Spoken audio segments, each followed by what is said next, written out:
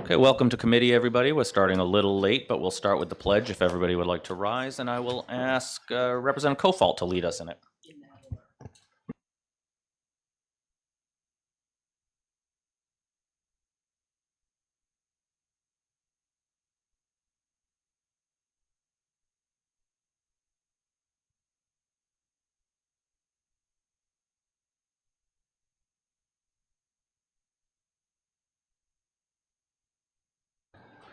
Okay. Without any more delay, I'll open the hearing on SB 310.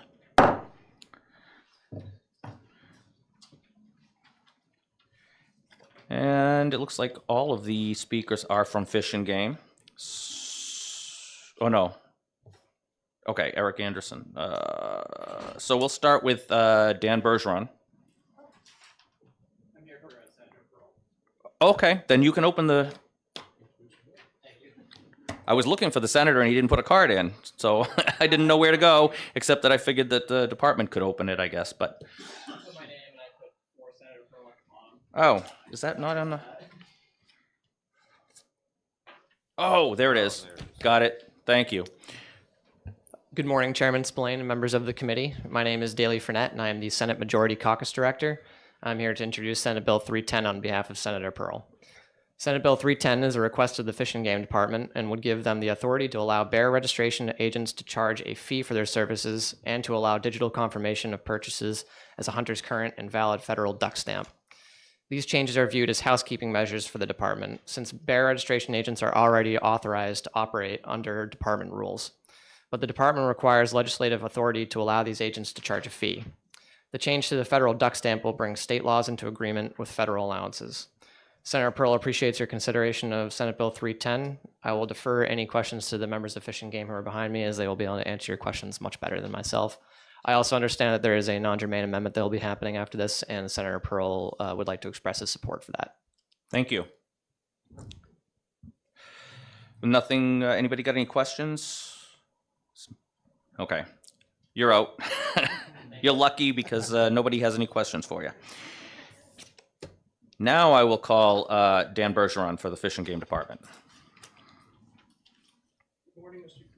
That on? Good morning, Mr. Chairman, members of the committee. Dan Bergeron, I'm the Chief of the Wildlife Division for the Fish and Game Department. I'll just reiterate very briefly, this is largely a housekeeping measure. We had expanded registration options for bear. Historically, bear would have to be registered by department conservation officers or biologists. We wanted to expand opportunity. Bear harvests have increased over the past several years. We wanted more opportunity for hunters. We wanted to set up some registration stations similar to we do with deer. Currently, we can allow the setup of the stations, but not for them to charge a fee, similar to how deer registration stations charge a fee for that service. The federal duck stamp, I think it was about a year ago, there was actually a bill that was passed. There was a change in the federal regulations that allowed a temporary electronic duck stamp that you could use for about 45 days until you get your physical stamp.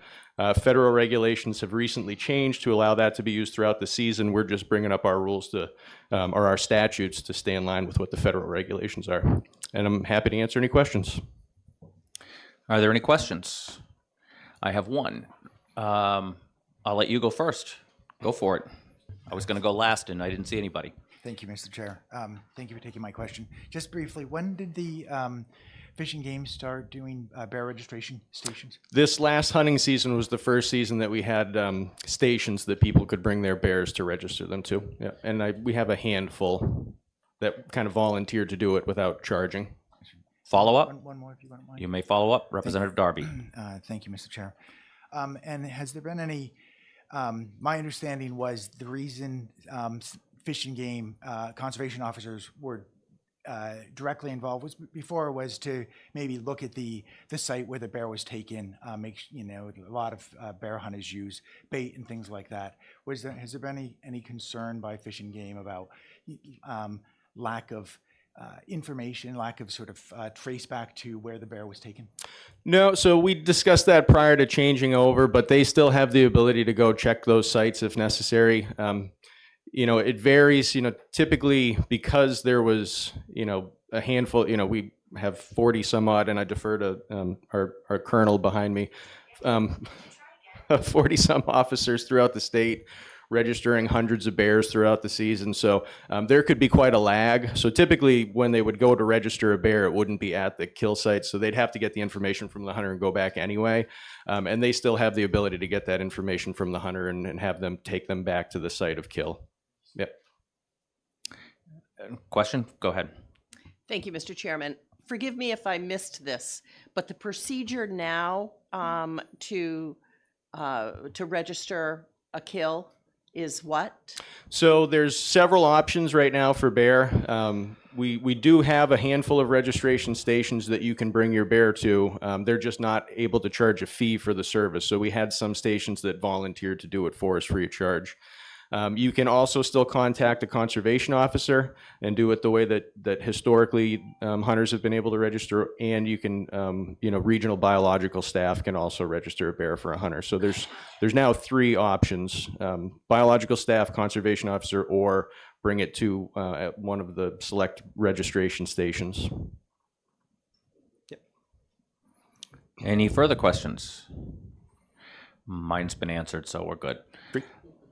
With that, no further questions. You're all set. Thank you. And the last one I see is Eric Anderson. Was that actually for this bill or for the non-germane amendment 310? Okay, then we'll hold off on that because that one was not being heard right now. Is there anybody else who'd like to speak on the basic bill 310, not the non-germane amendment that goes on it? Seeing none, we'll close the hearing on SB 310.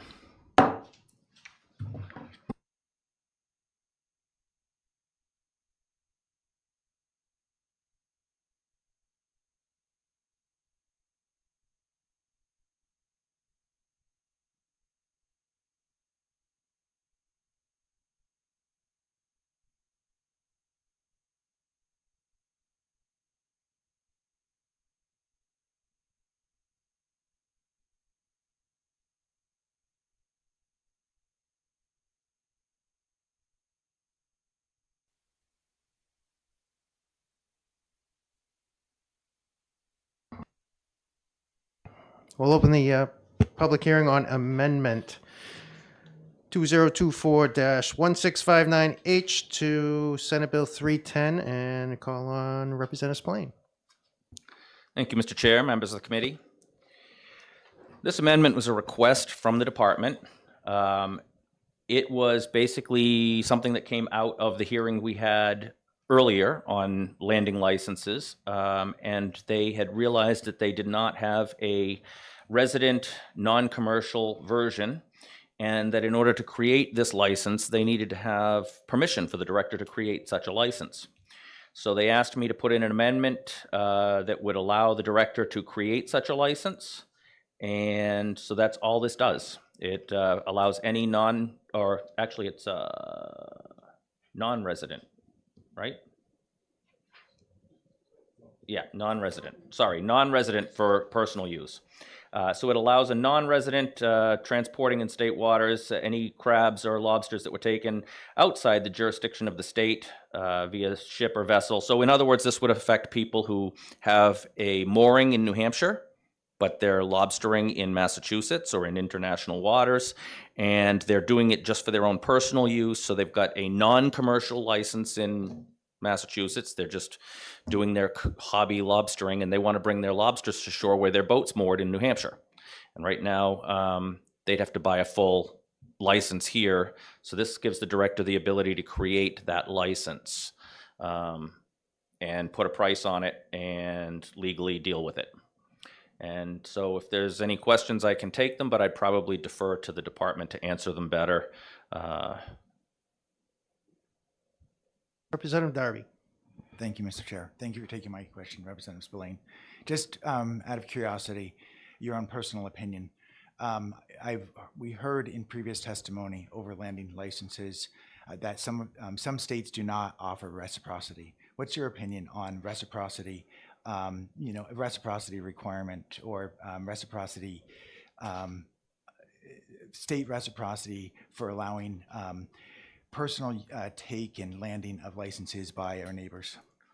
Well, it's a good question, but I can tell you that there's a lot of our hunting and fishing licensing in areas that does not have reciprocity. And I can give you a good example of that.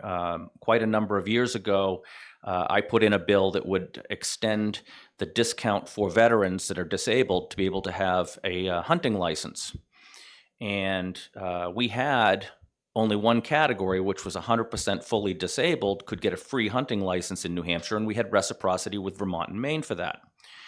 But in order for us to create this next tier, which was 85% disabled up to 99% disabled for a discount on their lifetime hunting license, we had to remove the reciprocity for that category. So we were not going to be giving that to hunters in Maine and Vermont either, just New Hampshire residents that were veterans.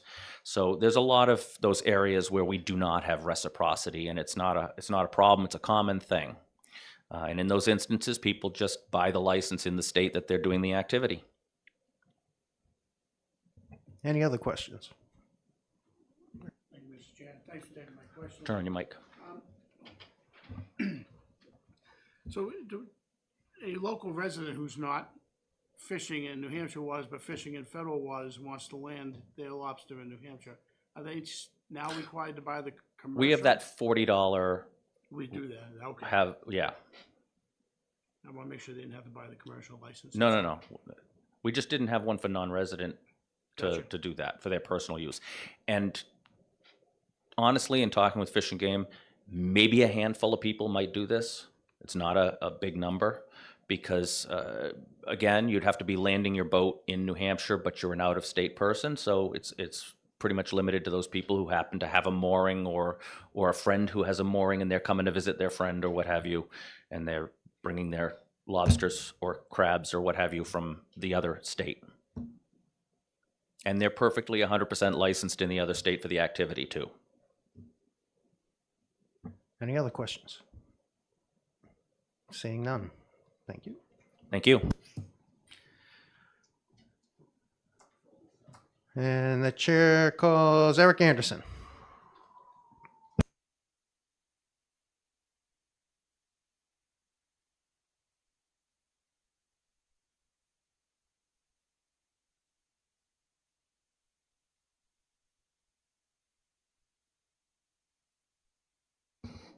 Good morning. Thank you very much for testifying on this.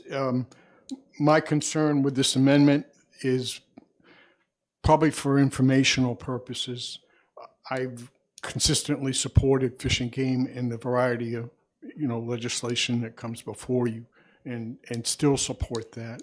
But I think for informational purposes, there are issues that I have questions about, and it seems to be that we're catering, this particular amendment is catering to non-residents.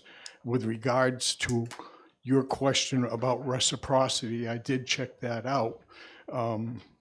There is not like-for-like reciprocity between Massachusetts and New Hampshire on this.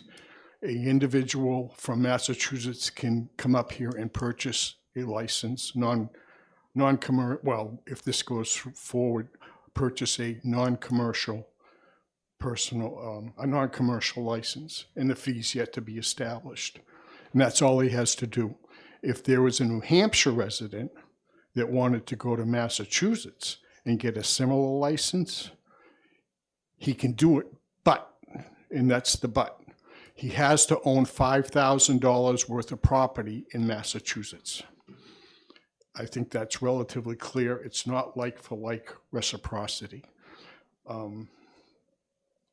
So I think I just wanted to bring that forward for informational purposes because it was discussed.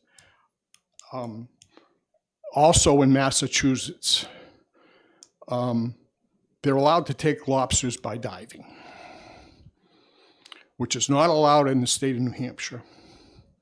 Now, I don't know the physical impact or, what the size of, the type of licenses this will produce, but there's with the fact that they can come, that they can dive for lobsters in Massachusetts and bring them to New Hampshire where it's not legal, it seems like a non-resident has more entitlement to the harvesting of lobsters than a New Hampshire resident, because it's not allowed in New Hampshire. And I think that's a factor in just my, I think it could be easily fixed if there was language in there. I see it on line 19, if they could just say, after "and crabs in the state," if they could say "by means of trap." And that would make the issue equal between the two states, rather than have an individual go bringing in lobsters from Massachusetts that they caught by diving. So I support the department's position on this. I think the front end of the bill on 310 is the most important part. I just ask, I'm just bringing this information to you for your consideration on whether adding the amendment is appropriate. Thank you very much. Thank you. Any questions? Sure. Representative Brown. Oh, I'm sorry. Go ahead. Sorry. Thank you, Mr. Chair. So to be clear, my recollection is that this license for New Hampshire would only be for those fishing outside of New Hampshire's jurisdiction, lobstering outside of New Hampshire's jurisdiction. Yes. But what you're saying is in Massachusetts, they may get a lobster inside Massachusetts jurisdiction and bring it to New Hampshire, and that's your concern? Yes, it's not that that's the main concern. It's the means of harvesting. Diving for lobsters is legal in Massachusetts. It's not legal in New Hampshire. So it seems to be that a Massachusetts resident can harvest lobsters by diving in Massachusetts state waters, and this would allow them to bring those lobsters into New Hampshire with this non-commercial license, Okay, where a New Hampshire resident couldn't do the same. okay, thank you. Follow up, Mr. Chair? Follow up. So, again, to be clear, if anyone corrects me if I'm wrong, you can collect lobsters outside of New Hampshire waters off of the New Hampshire coastline by diving. If you're outside of New Hampshire jurisdictional waters, Right. and you're outside of New Hampshire, you're technically in federal waters, but Right. you Whether can do that at this point. Whether it's federal waters or state and Massachusetts waters, you're allowed to harvest Okay, that way. thank you. Yep, But thank you. not New Hampshire state waters. Thank you. Appreciate that. Any other questions? Saying none, thank you. Thank you. And the chair calls Captain Michael.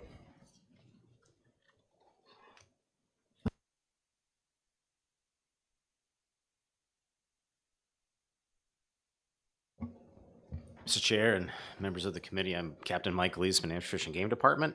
I'm here just to speak about this amendment and to the lobster landing statute. And so the Marine Division and law enforcement have worked on this bill, and we would agree that it's certainly enforceable, and that the commission, Fish and Game Commission, does promote this bill and approve of it. So that's really what I'm here for. And any questions that anybody may have about lobster landing. Any questions? Representative Darby. Thank you, Mr. Chair. Thank you, Captain, for taking my question. I'm wondering, I'm wondering if what the rules are in Maine for landing lobsters. I can't speak specifically for Maine. What I can tell you is that Maine has very stringent lobster landing and just lobstering laws. Period. Due to the fact that generally it's just a residential or resident take of lobsters. They even have laws that extend out into federal waters, which we do not have in this state. So if a Maine resident or a holder of a license could be, or Maine laws could be enforced in federal waters for those persons holding a lobster license in Maine. One more. Follow. Thank you, Mr. Chair. Thank you again. How would, with respect to enforceability, how would the department conservation officers be able to determine if a lobster caught by a non-resident was caught in New Hampshire waters versus outside of New Hampshire waters when they're landing them? It would be difficult at the initial contact to where it was landed. I mean, certainly cases like that are developed over time. If it's someone that's illegally taking within state waters or in federal waters and landing in the state of New Hampshire, it generally takes a little more than just that initial contact. So it's more of an investigative. It would be, finding that person taking lobsters, out in the field and developing information that way and creating probable cause or reasonable doubt. Any other questions? Seeing none, thank you. Thank you. That's the last pink card. Anyone else out there wishing to testify on the amendment? Seeing none, I'll close the public hearing on the amendment.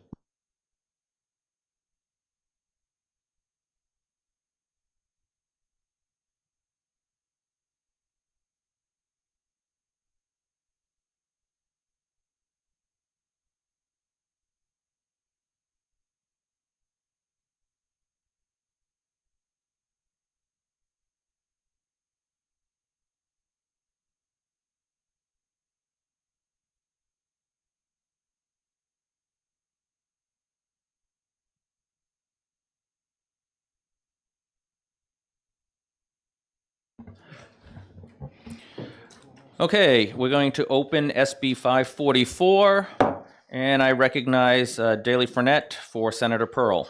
I say I have an amendment to offer, so I'm going to go fill in a pink card. Okay.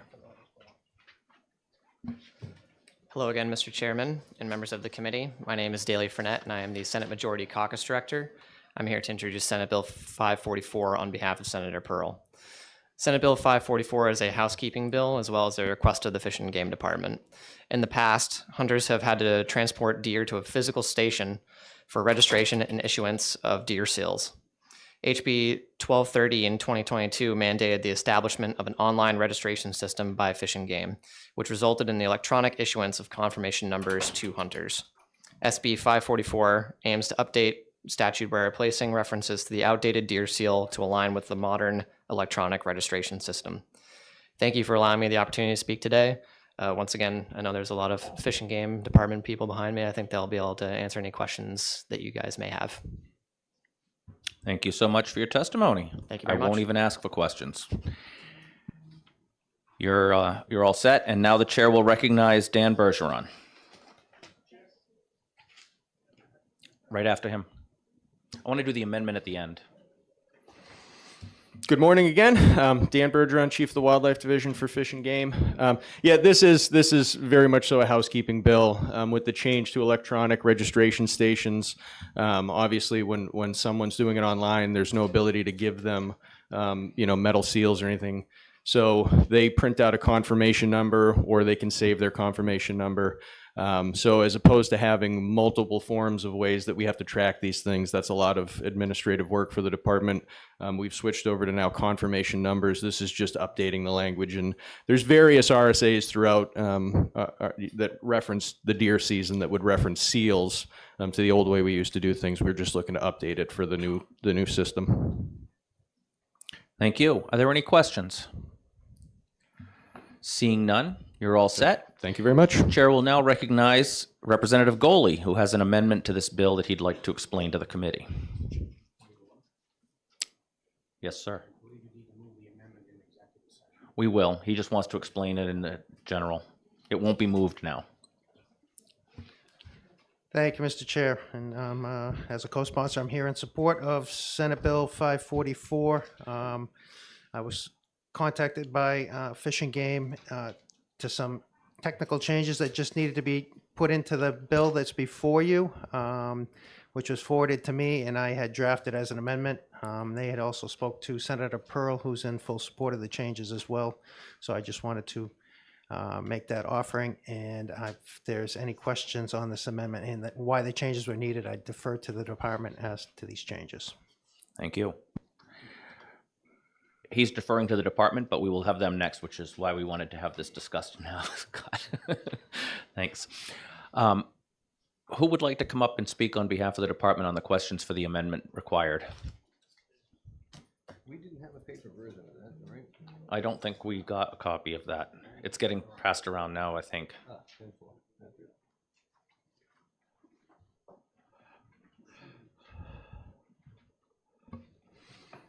Thank you again. Representative Darby, you're recognized for your question.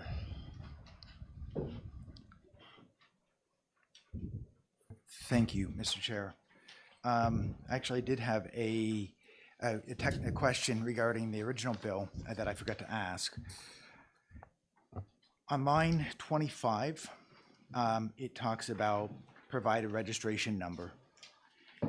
But in both sections 1 and 2 of the bills, it says a registration confirmation number.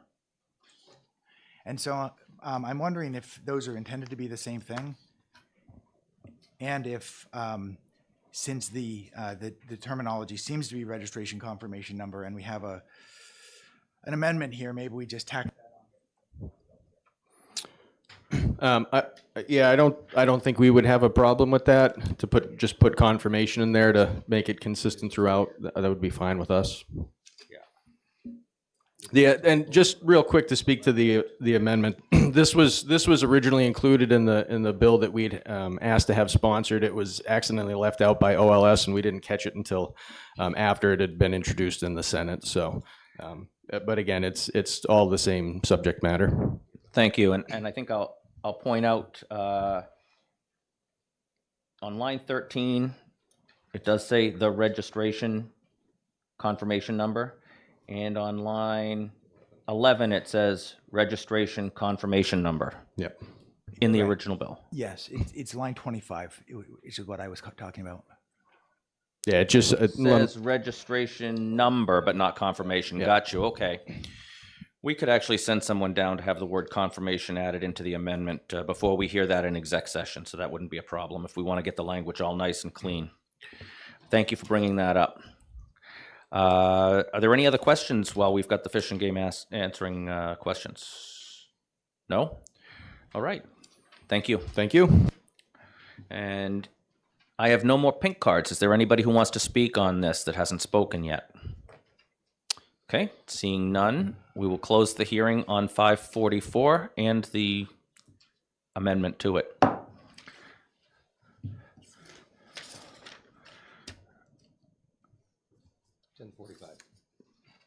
And we have time for a break, so if you want to... It is 25? Yes. It just says registration number, not registration confirmation number. It says confirmation everywhere else.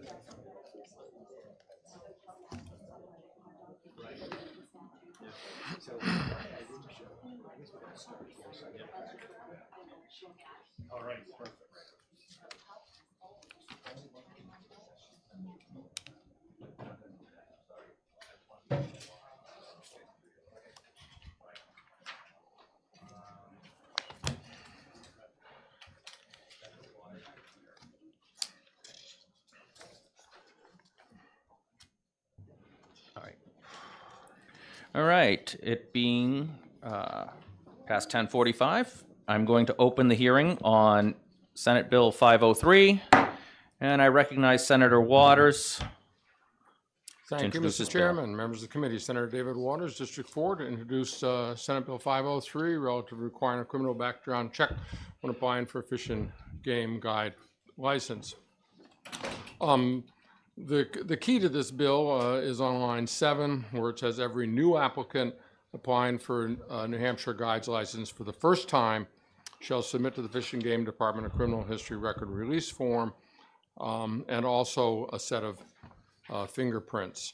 How the way we amended the bill in the Senate was to ensure that it's first-time guide applicants, so that we're not adding costs to this process or having people repeat it who have been through it once.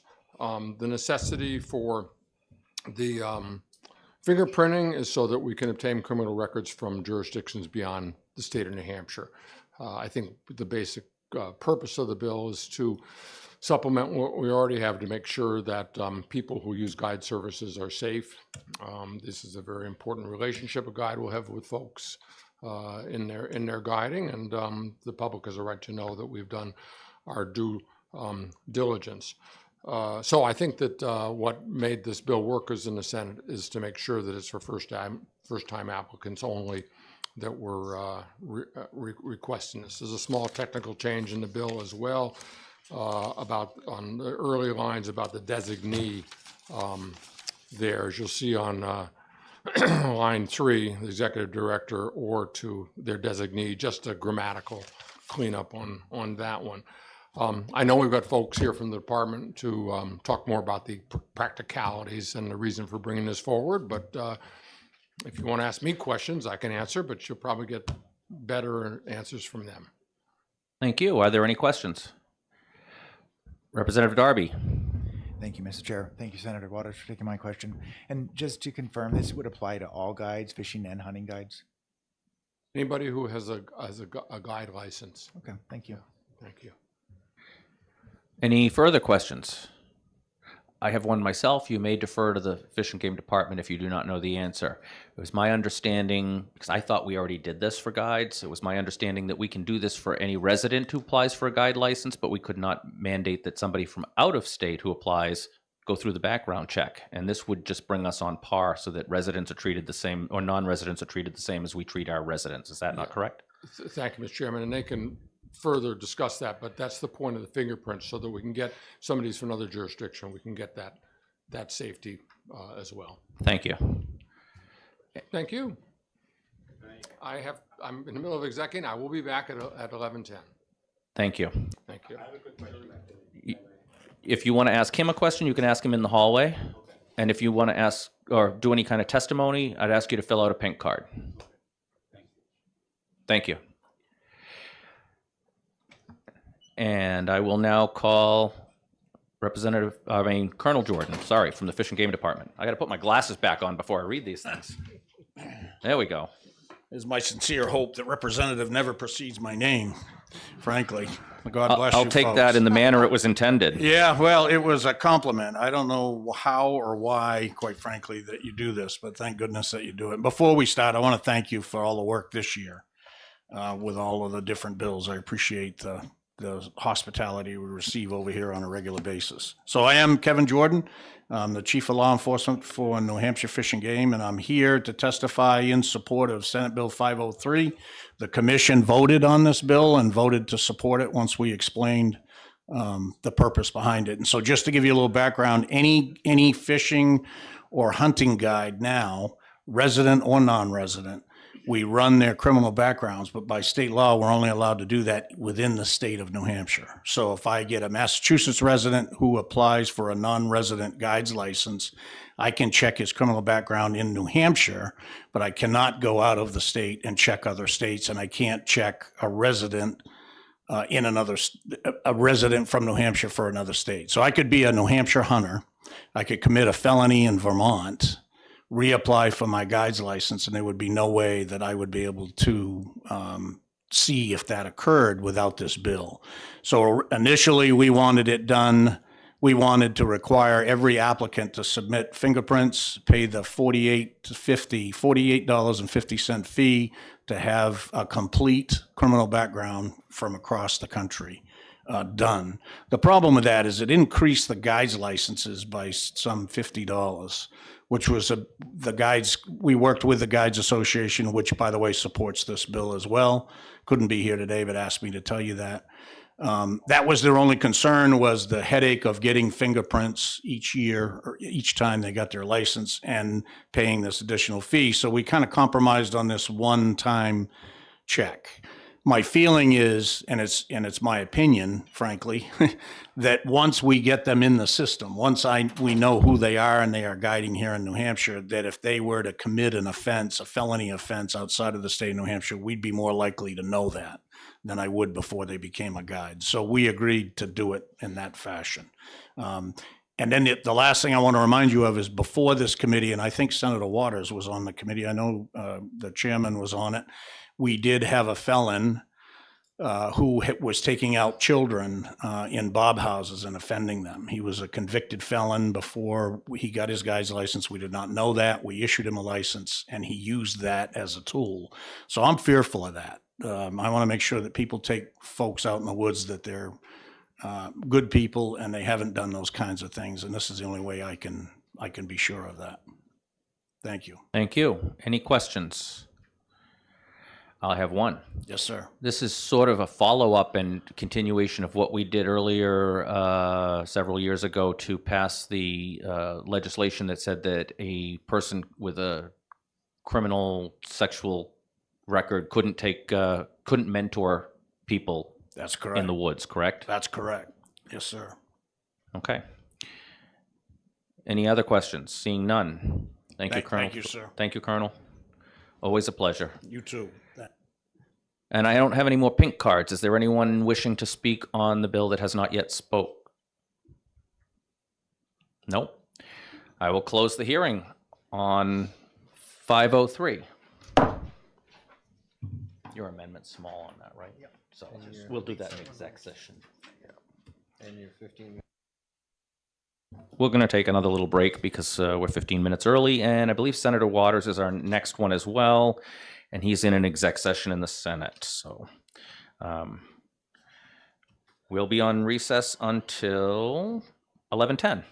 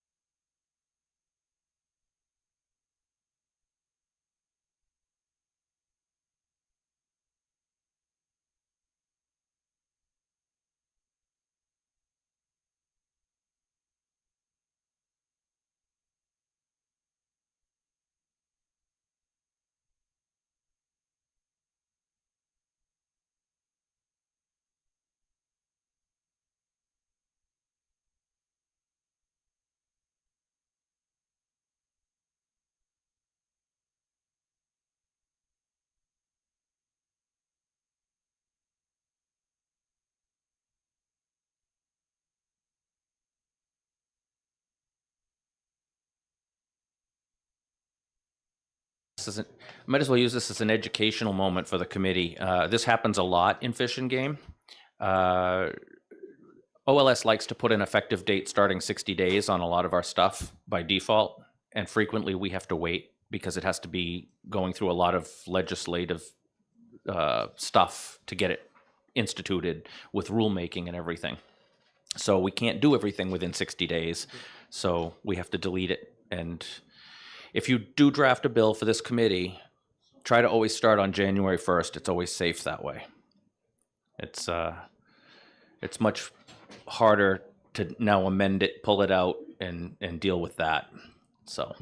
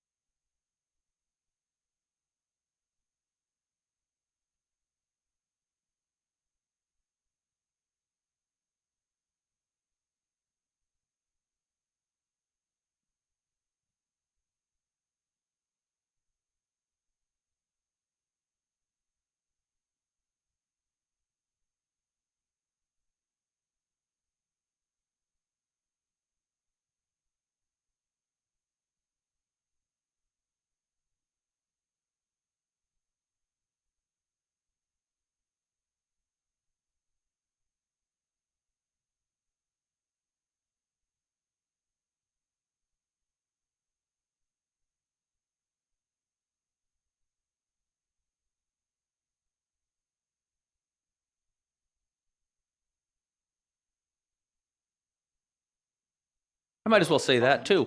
I'll get it It's right. been a pleasure having you all in the committee this term, and I look forward to seeing you on the committee again next term, however we may fall out after elections. But I think we've had a great term here. It's been, for the most part, non-contentious, and we've gotten some good things done.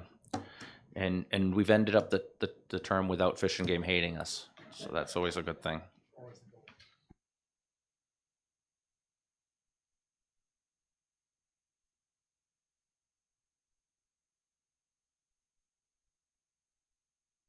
A reminder to people too, we've got the SIG shoot coming up for the air guns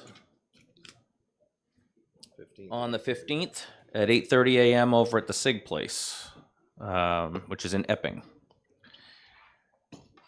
We've got some members from Fish and Game that the colonel still hasn't told me their names or anything, but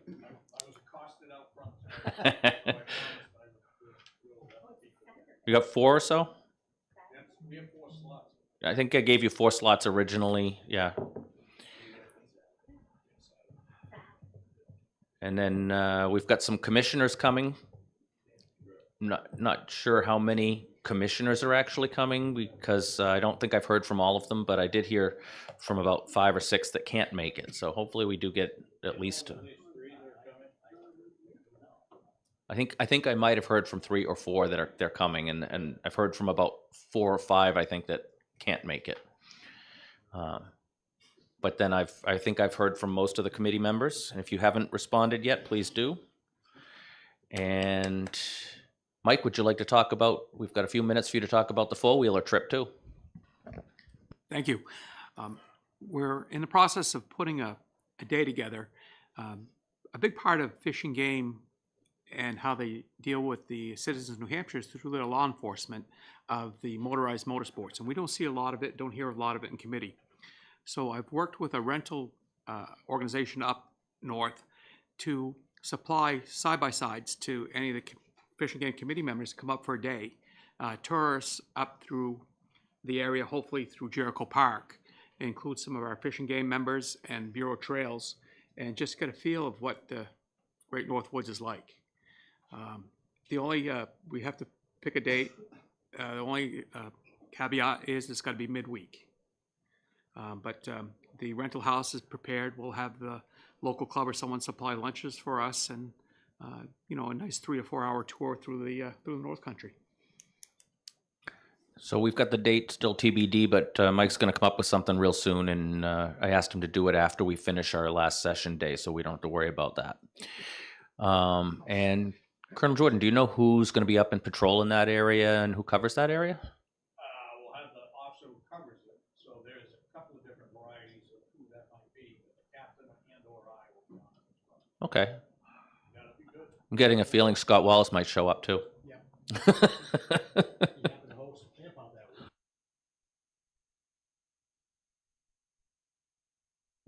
Absolutely.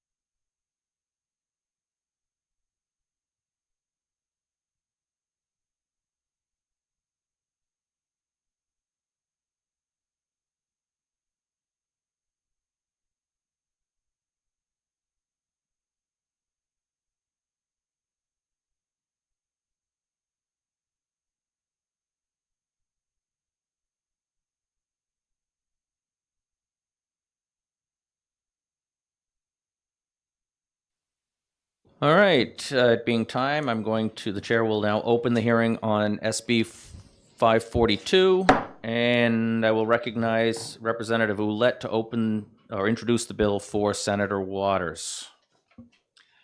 Good morning and thank you. To be brief, this is a bill to establish a committee to study Fish and Game Department funding and partnerships. We ask and demand Fish and Game to do more things where they've been self-funded in the past. And as a legislature, we wanted and we did give our employees raises last year, and they're having a hard time funding them out of their budget. So it's time to look at other funding avenues and the best way to help keep them afloat. And this is going to establish a committee to do that. Thank you. I'm not going to entertain questions since he's just introducing it for Senator Waters, but when Senator Waters shows up, he can fill a card out and we'll fit him in. Chair now recognizes Kyle Baker, representing the New Hampshire Wildlife Federation.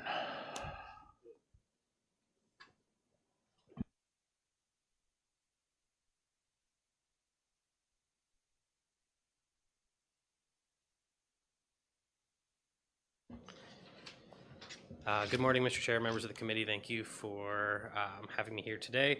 My name is Kyle Baker. I work for Rath Young and Pignatelli Law Firm here on behalf of the New Hampshire Wildlife Federation. New Hampshire Wildlife Federation is a nonprofit made up of about 50 different sporting clubs from around the state with an affiliated membership of about 50,000 sportsmen and women. And we strive to be New Hampshire's oldest and strongest nonprofit advocating for the right to hunt, fish, and trap in New Hampshire. We don't have to take a position on the underlying bill. They just asked me to flag lines 24 through 27 on page 1. Deals with 2062A is the qualifications for the Fish and Game Commission. And as you all know, earlier this year, this committee sent House Bill 1148 to interim study, which also dealt with the Fish and Game, looking at the Fish and Game Commission. So we just wanted to flag it as far as if we're going to have an interim study committee already meeting this summer, maybe this commission doesn't need to directly act on it. So that's the only thing I wanted to flag reading through the bill, but happy to take any other questions that folks might have. Thank you. Appreciate that. Any questions? Seeing none. Thank you very much. The chair now recognizes William Bosworth, representing himself and the New Hampshire Wildlife Coalition.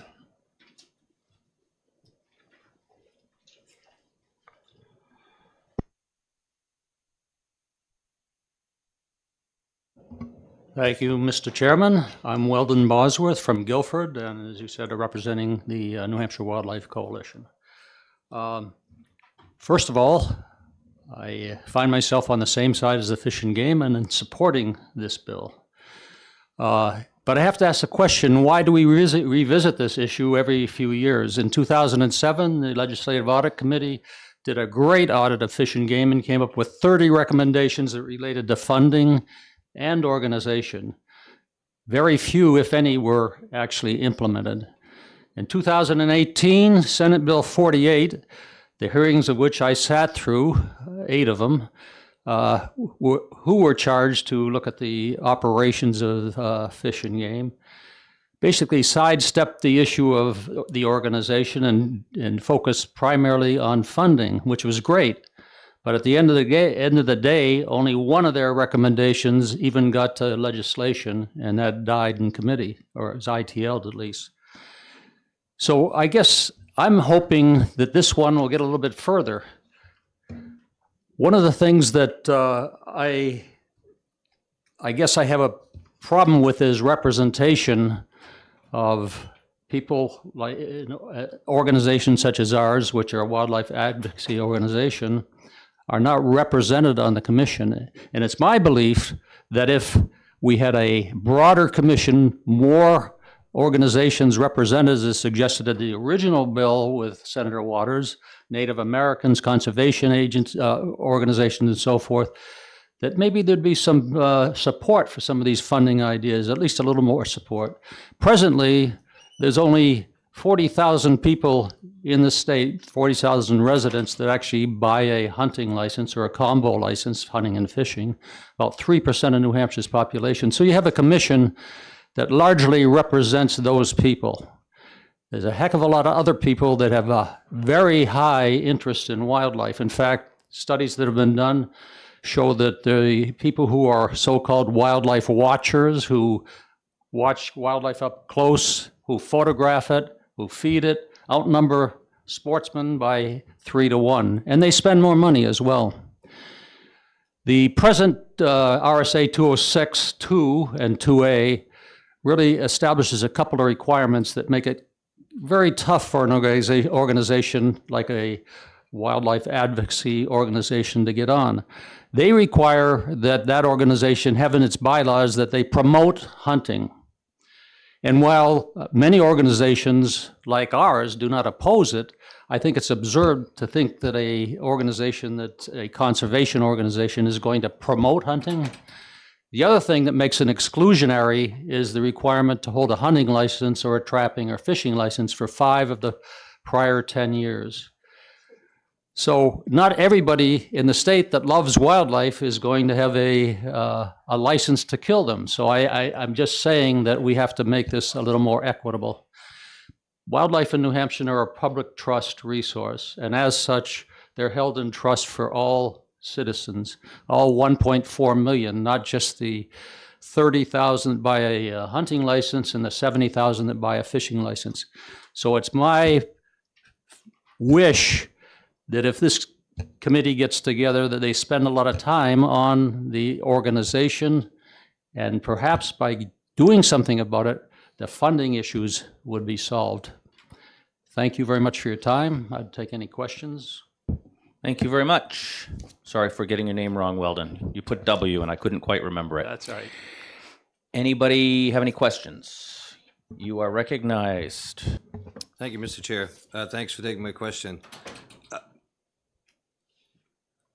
You didn't say this specifically, but are you suggesting that wildlife watchers would then be somehow licensed in some way to contribute to Fish and Game's management of game, fish and game? What I'm suggesting is that the commission, which is right now restricted to those people that are nominated by sporting clubs and typically are basically enthusiastic supporters of the hunting and trapping community, be broadened by having commission members who come from different walks of life, but still have an interest in wildlife. I understand that. Thank you. Did you have a follow-up or no? Okay. Any other questions? Seeing none, thank you very much for your testimony. Yep. The chair now recognizes Colonel Jordan. Oh, actually, Senator Waters, you can come in now. I forgot I didn't have your card in front of me.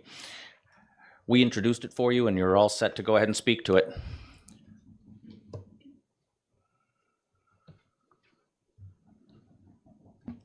Thank you, Mr. Chairman. Senator Waters, District 4, and my deep apologies to you, Mr. Chair, and the committee. We got tangled up in votes, and I didn't look at my watch. So here I am, and I appreciate the bill being introduced in my absence. And if I let me just start at the beginning with this. As you know, the underlying bill was a different thing to look at the commission and some other folks related to it. And we ended up having a very long conversation in the hearing about issues surrounding the funding of the department going forward. And so that's why it resulted that working with Colonel Jordan and with the director and with others, that we asked for this study committee to look at the funding issues. If I may, I will think back to 16 years ago when my first term when I was here on this committee, and we had just received the audit of the department. And we really spent the next 4 years under Chairman Abbott and Chairman Hopper looking at all kinds of things, fish and game. And a few years later, arising from the continuing funding concerns, we did the Hike Safe Pass, and for the first time added some general funding for fish and game. And so I think those conversations made us all aware of the fact of the challenges here, given the mix of resources coming into the fish and game department. I think what's become rather apparent since that time are the continuing challenges.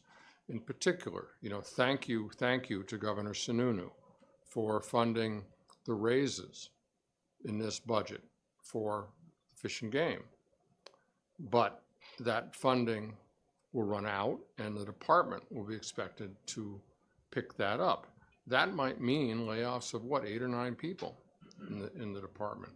So that's going to be an immediate challenge for the budget writers next time. But in the longer term, it seemed to me that we really needed to really look very honestly at what are the funding needs going to be going forward, and what is the role going to be of other funding sources and perhaps the general fund. So in looking at in the bill, I thought about a couple of things. You know, yes, we got to get a good handle on what the projections are about revenues and so forth. And I will say, you know, looking back to what we did about the Hike Safe Pass, that the concerns about the search and rescue funding, which can sometimes be quite enormous, have not gone away. Made some progress on it with the Hike Safe Pass, but you know, a couple of extensive and dangerous searches and rescues, and we can be in real budgetary problems there. It also seemed to me, though, that we have a lot of work that if you look at what the Fish and Game Department does, I mean, it is, you know, under Site Evaluation Committee for power projects, DES hands off to Fish and Game a lot of the examination of what impacts there might be there. And you know, across all kinds of development issues and so forth. Fish and Game is, you know, asked to play its role in determining environmental impacts of all kinds of construction projects. Then also a lot of its work overlaps very much with what are land conservancies, and of course with outdoor recreation. That's now a multi-billion-dollar industry in the state. And really, it depends a lot on the work of Fish and Game Department to make sure that those lands are available for people who want to recreate as well as hunt and fish. So that's why I have down here, not just, you know, under line 18 and 19, consider proposals for general funding needs, sustain the program's operations not provided by federal funding, but also might not we look on lines 20 to 23 at these other groups, you know, agriculture. We had in the hearing too a lot of talk with you know, agriculture and timber interests, because it happened at the Farm Bureau and the Timberland Association folks were there that day as well, and I followed up with them too. You know, we're all doing the same kind of thing, making sure that we have lands available. So I thought that, you know, maybe there'd be some partnerships with those groups, and that they might be able to bring some funding from their membership towards Fish and Game as well. Now that's why I had on lines 24 to 27. Well, if they're gonna be funding partners, maybe they ought to have some role, consultancy with the commission. I kind of think it might make sense, because what I've heard since time is that maybe just strike lines 24 to 27. I don't think they're necessary in terms of this study. Maybe that is something that will evolve later on as a consideration, but I think this study is really about funding and potential partnership. So I think that you might strike 24 to 27, and then might want to look at 20633 about enhancing funding partnerships and those kinds of areas. So I'm sorry to take a little bit of time, Mr. Chairman, but you know, given ever since I'm in the legislature, my commitment to Fish and Game and the great job the department does, you know, Colonel Jordan, just everybody's the best, and I think it's our responsibility to make sure that they have the funding they need. Thank you. Thank you, Senator. Are there any questions for Senator Waters? Seeing none, thank you much for your time. Thank I'll you. let you get And back to your votes. Again, my apologies, and I will dash. The chair will now recognize Colonel Jordan.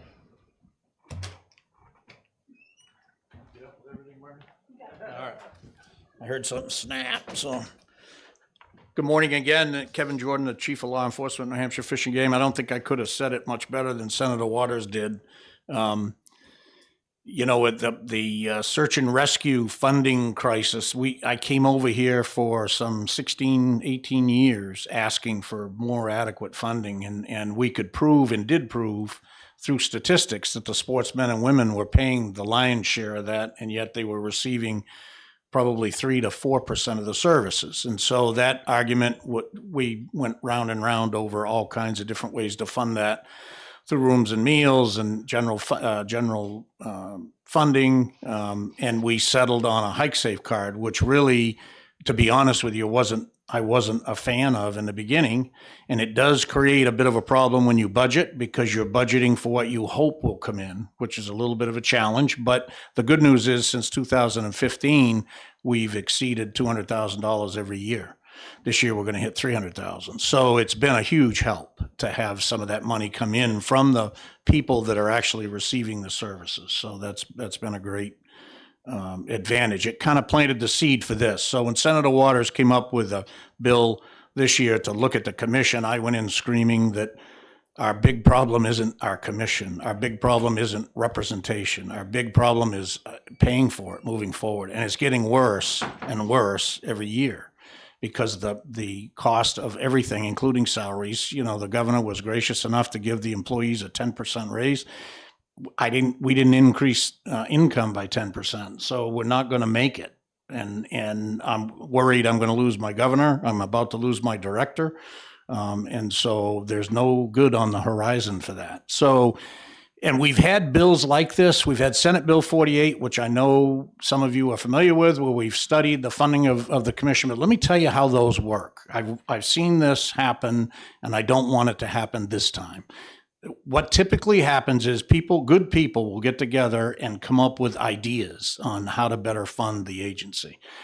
They're small ideas, a lot of them. They are things like we've tried adding registration costs to boats. We've tried registering kayaks. We've tried, a whole host or gamut of ideas. Not that those are bad ideas, but those are not going to take care of our issues. We need millions of dollars, not hundreds.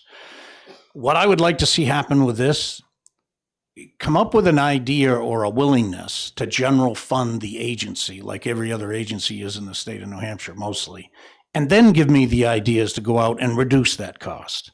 Then I'll listen to the ideas of maybe increasing this cost, maybe doing something different over here, some of the more Band-Aid costs of that, but give the initial funding so the pressure is off us. We can continue to do the good work that we do, and then we'll come up with ways to reduce that each year. I'm all about that. I would be 100% in favor. What scares me is these little ideas that end up a lot of times costing us more money for administrative costs to implement than we get from the actual funding. I'm not saying they're bad. I'm saying they're not enough. I'd like to see it go the other way this time. As far as representation on the commission, I'm going to tell you something, a personal feeling about representation. Everybody in the state of New Hampshire, including everybody in this room, benefits from the work that Fish and Game does, without question. If you like seeing animals, if you like a healthy turkey population, a healthy moose population, or coming back, the best deer population we've had in the history since I've lived here, that comes from the hard work of the people sitting behind me. Not me, but Dan and his team, and the management and determination of the officers in the field to make sure that these rules are followed. Everybody benefits from that. Everybody benefits from it, but there's a small percentage paying for it. I'd welcome anybody to the table. Just come with your checkbook. I want to see you pay just like the hunters and the fishermen do. I don't think that's unreasonable. And I think going to the general fund is an opportunity to do that. Now, if you do that, I've said to my commission, there's going to have to be a discussion about who is on that commission, I think, in time. But I think it's premature to do it now, because their funding is not, it's coming in, but it's at a greatly reduced amount compared to what the sportsmen and women are doing. I think bringing everybody on board for funding this agency is a great idea. And then we can talk about who's going to represent it. I think then that is a more sensible argument. But the idea of coming in and having input without your check is not a good idea. That's not helpful. That's not going to solve our problem. I don't need information. I need money. That's what we need to run this agency. The last thing I want to leave you with is we do, there was a time when I first started in Fish and Game where you actually could do law enforcement. You could check hunters and fishermen, and that was your day.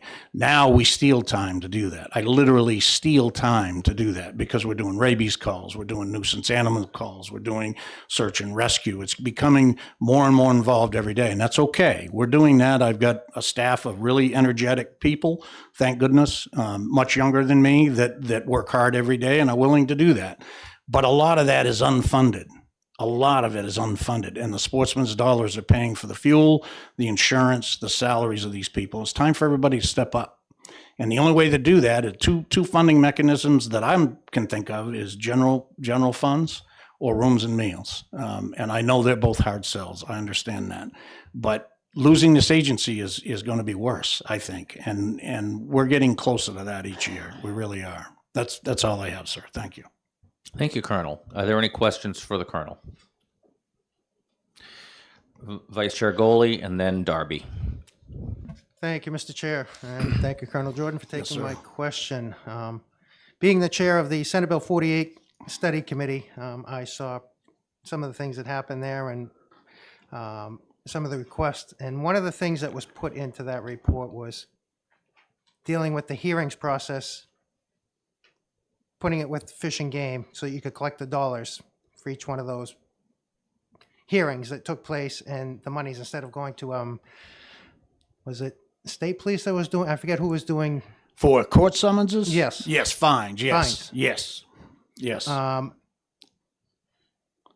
that was 5 years ago that report was written. Yes. And that hasn't been done yet, correct? No, sir. No, we haven't changed the legislation to allow for that.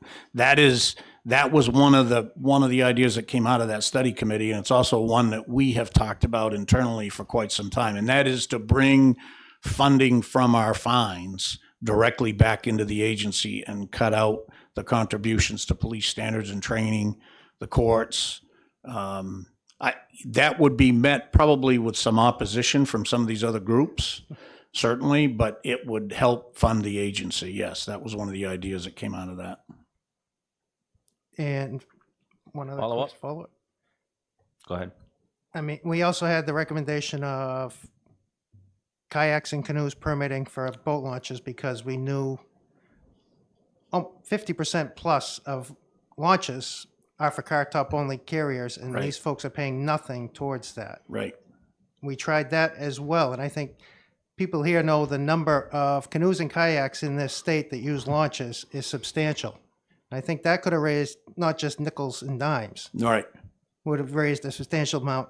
We tried that here in that legislature, and it ended up going through to just a voluntary, and it's unfortunate. And my question is, you bring up the point of doing these reports and hoping something comes out of it. Well, we did that report. We had some good things in there that we tried to deal with. Do you think that there's going to be a real solution that comes out of this that will pass this House and get put into statute to fund Fish and Game? Because Yeah, I think we had a lot of good ideas in that last report that didn't get done. I think you do if you go after one thing. I think in the past, we've gone after 50 different things. I think if we go after general funds, period, nothing else, general funds, fund the agency, then come up with the ideas like you're discussing, and we'll reduce that general fund input each year. I think it's a better way to go. We've never done it that way. We've always gone after Rooms and Meals or general fund, and then it splinters off into that. I think concentrate on getting the funding, because that's what's needed now. That requires, all these other ideas would require legislation, some follow-up work to be done. I think get the general funds, get the agency funded, period, then go back with some of the ideas and see if we can reduce that cost each year. I think we can. I think there's some good ideas out there, but we need the funding. That's the problem. And what typically happens is we splinter off into these other little ideas.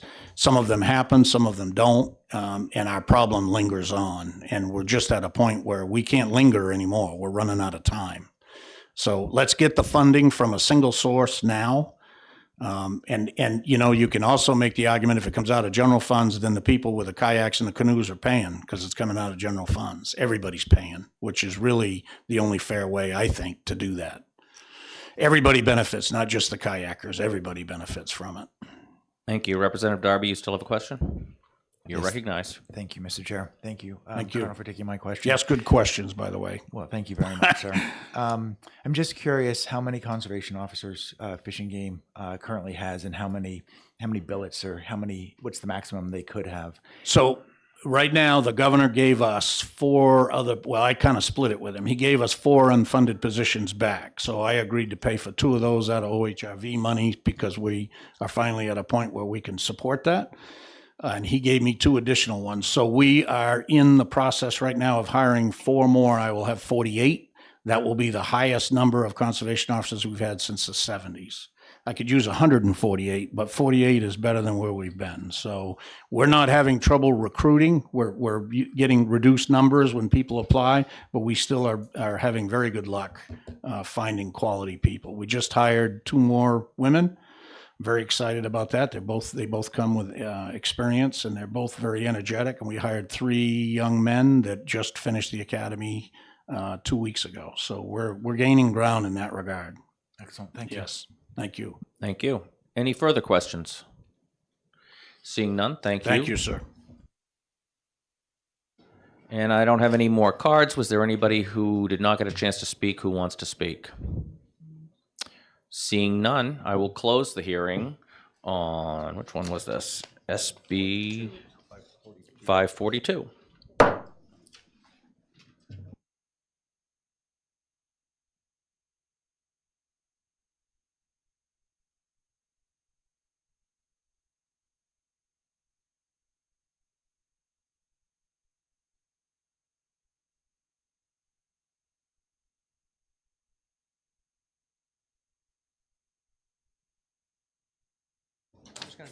We've got about 7 minutes. You can caucus before the executive session if you'd like. And I believe the Democrats are going out with Vice Chairman Goley into the hall. If the Republicans wanted to step into my office, we could do it there, out of the public. Yeah, let's go ahead and quickly caucus.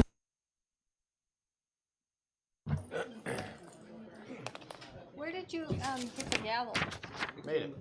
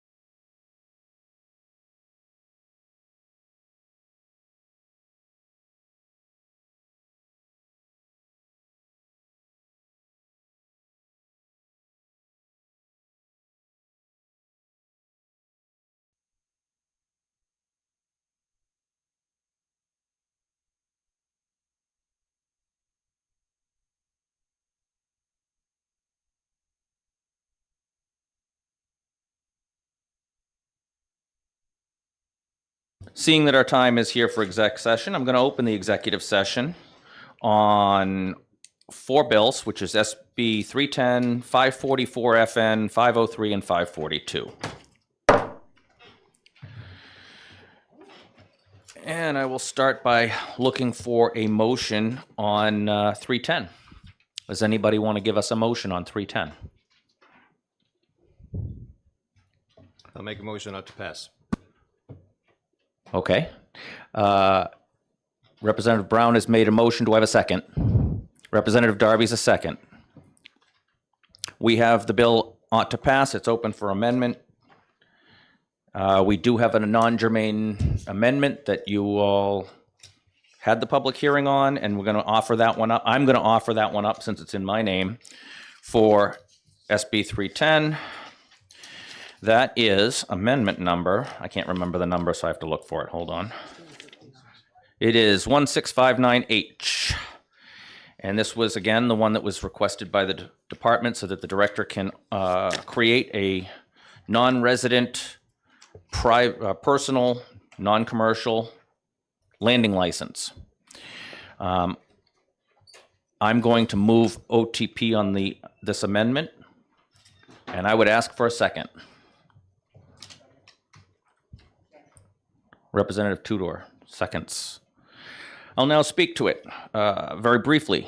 You all heard the discussion on it. There was one thing that I did hear that I wanted to respond to, which is any implication that we should care in New Hampshire what the legal methods of take are in any other state is off bounds for us. We don't police in New Hampshire how the hunting rules are set up or the fishing rules are set up in other states. If they can legally dive for lobsters in Massachusetts and they follow the law in Massachusetts and they bring those, they do that and they're licensed, we're just saying they can land them in New Hampshire. It doesn't make any difference. And we do the same thing with hunting laws that vary from state to state. Sometimes a method of take is not the same in one state as another. We still allow someone to bring the animal back to New Hampshire. And so I don't think it's something we need to concern ourselves with. As long as they follow the laws in that state and the animals are legally gotten, then we should be able to have a landing license for them. And that's where I'll leave my comments on and why I support it. Is there anybody? Okay. Representative Darby. Thank you, Mr. Chair. So I support this amendment as well. I do hope that our neighboring states realize that we're offering a benefit to their residents, and they may reciprocate with similar out-of-state non-commercial landing licenses, because there are people that land in northern Massachusetts or launch their boats out of northern Massachusetts waters where this would benefit them. But I support this because I think that New Hampshire can be, can set the standard here. I appreciate that because I agree with you. I think that they should be reciprocal to us. Any further comments on this amendment? All right, not seeing any. I'll allow the clerk to call the roll, and if there's not too much, we can just do it by a show of hands unless people are going to disagree, and it'll make it go a lot faster. Does anybody have a problem with show of hands? Let's do show of hands. Everybody in favor? It's unanimous. Save you some work, Mr. Clerk. Okay, so now we need a motion on the bill OTPA. And so the bill is now OTPA.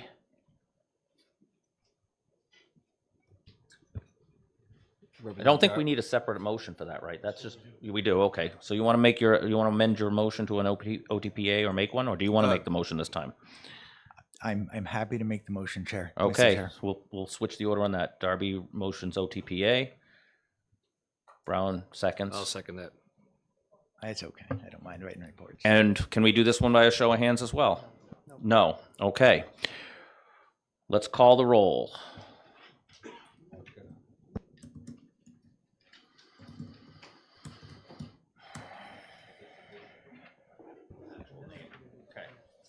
Hang on.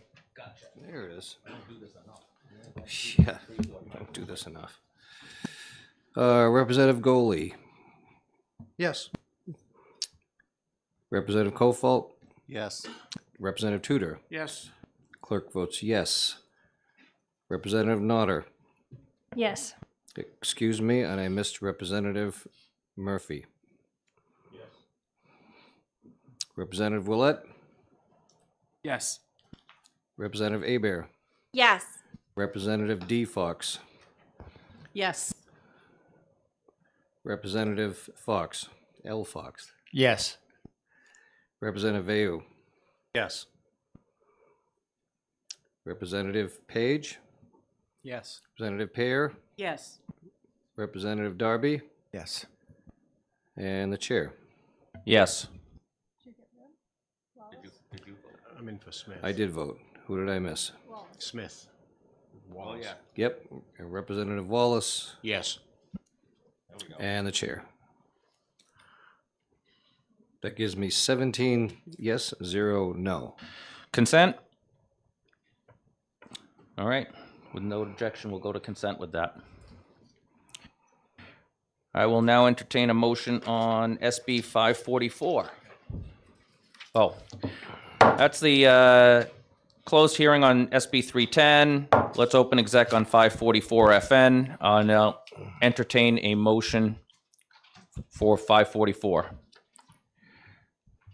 from anybody. I move on to pass.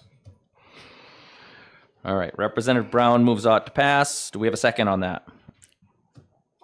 Representative Pear. I'm going to mix it up. Thank you. Bill's now open and ready for amendment, and I didn't have one on 544. Oh, the one that we just got from down there. All right, let's do the real quick one. I'm going to offer amendment 1806H, which fixes the problem that we found in committee by putting confirmation in front of number in the language. And that's all I need to say about it. Is there anybody else who has anything to say about it or discuss it? Seeing none, can we? I'll second that. You need a second. Oh, thank you. All right, so it's been moved and seconded. There's nothing else to go with on this. No discussion, so let's go ahead with a show of hands on the amendment. Anybody in favor of this amendment? And that's a unanimous. And now I will entertain more amendments. Thank you, Mr. Chair. I'd like to offer Amendment 1664H. And I'll second that.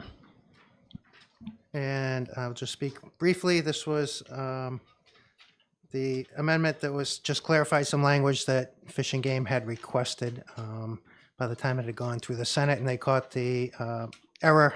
It was too late to have redrafted. It had been voted on, so they asked that we put that in here, and Senator Pearl was in full agreement. So I had asked the committee to adopt it. Any further discussion on that amendment?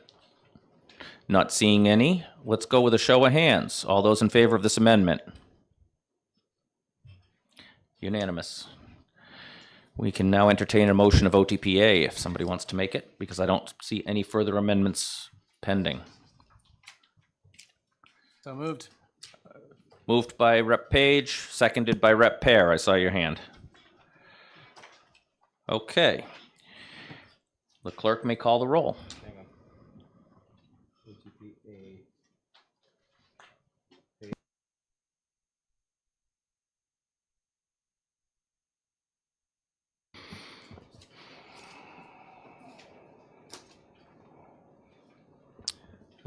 Representative Goley, Yes. Representative Wallace, Yes. Representative Kofalt, Yes. Representative Tudor. Yes. Clerk votes yes. Representative Murphy. Yes. Representative Nodder. Yes. Representative Willett. Yes. Representative Abear. Yes. Representative D. Fox. Yes. Representative L. Fox. Yes. Representative Veo. Yes. Representative Page. Yes. Representative Pear. Yes. Representative Darby. Yes. And the chair. Yes. And who did I miss this time?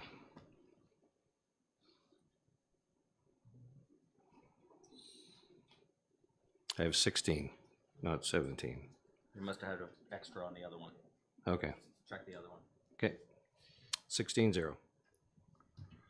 1, 2, 3, 4, we should 5, have 6, 17. 7, 8, 9, 10, 11, 12, 13, 14, 15, 16. There's only 16 of us here. Okay, thank you. I'll close the hearing on SB 544. Exec session, sorry. Exec session on Jeez. SB 544. Doing bad up here at the front. That's what I thought. I thought, that's why I opened it for all at the beginning. All right. Yes, if possible. So anybody have an objection to consent? Then it'll go consent. Not, oh, fiscal note, can't. That's right. All right, regular calendar because of the fiscal note. Thank you for that reminder. Mr. Chair, Yeah, total fiscal impact is less than $10,000. I think that can go on consent. If I remember, it's substantial. yep, so it's not substantial, so it, And if it can't, then he won't let it go on. But it's less than 10,000 is what they say. So. so let's go with consent, and if not, if they don't like it, they can pull it. Because it's less than 10.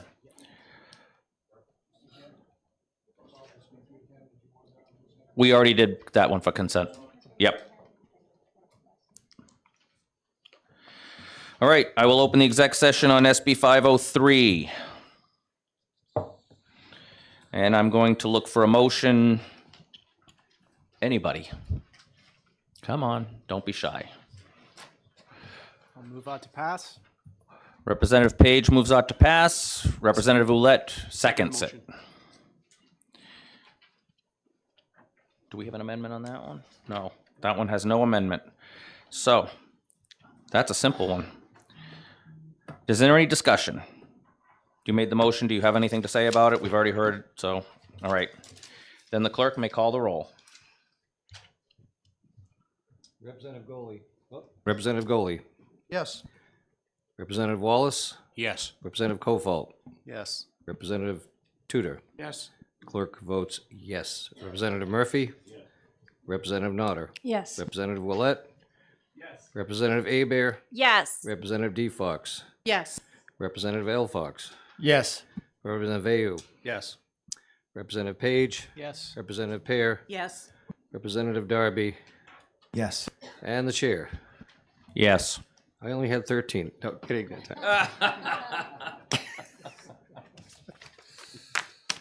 16-0.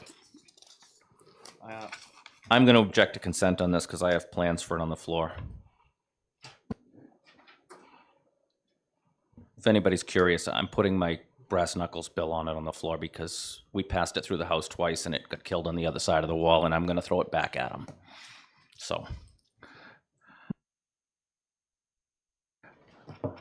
Close the exec on 503, even though I don't need to, and open the exec session on 542. I'll look for a motion. Representative Darby Yeah. moves OTP. Yes, thank you, Chair. I make a motion OTP on Senate Bill 542. Second. It's been moved and it's been seconded. It is now open for further amendment, and I know that the vice chair has an amendment to offer. Thank you, Mr. Chair. I've passed around to everybody amendment. I'd like to offer amendment 1782H. If I can get a second, I'll speak to it. Seconded by the clerk. Pass it around. Anybody need a copy? I thought at first you were just waiting for people to find it. I didn't know you were waiting for your second. Has everybody found it? Okay. And if I may, Mr. Chair, You that's may all speak this to it. Yep. amendment does is we heard Senator Waters testify to Striking those lines. striking lines 24 through 27 regarding the makeup of the commission. And I had this amendment drafted for that reason.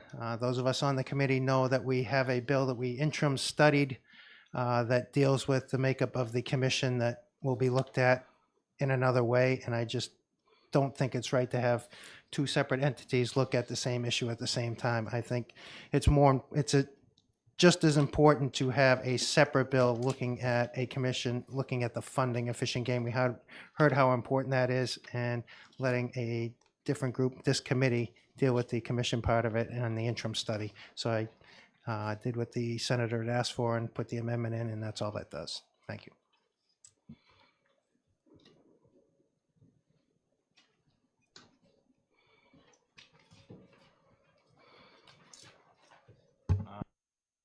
One second, because I wanted to look at something here on this bill. Yes, okay, section 3, got it. Any further discussion on it? Anybody have any other concerns? None, not seeing any. We'll do a show of hands for the amendment. All those in favor? Unanimous. It's open to further amendment, but we have none. That's all I was checking for, was to see if we had a second amendment on that. And although I'm in favor of the second amendment, I don't have one for that. All right, so we can have the clerk call the roll. Oh, no, we need a motion. Does anybody have a motion for us now? Representative Darby. Thank you, Mr. Chair. I'll make the motion ought to pass as amended on Senate Bill 542. And I'll second that. Thank you. And now we can have the clerk call the roll, because I don't see anybody wanting to speak. Okay. Representative Goldie, Yes. Representative Wallace, Yes. Representative Kofalt, Yes. Representative Tudor. Yes. Clerk votes yes. Representative Murphy. Yes. Representative Nodder. Yes. Representative Willett. Yes. Representative Abear. Yes. Representative D. Fox. Yes. Representative L. Fox. Yes. Representative Vayu. Yes. Representative Page. Yes. Excuse me. Representative Pear. Yes. Representative Darby. Yes. And the chair. Yes. 16-0. Consent? We're good with it. That's the last of our bills. That's the end of the exec session. Thank you all for coming. Good question. I need the reports technically by the end of the day today, but if you want to get them to me tomorrow morning, that's fine as well. I'm supposed to say before you leave here today, but Yeah, so we can get it in. right, we got a little bit of time. But if I don't get something from you by tomorrow morning, I'll be bugging you tomorrow, looking for them.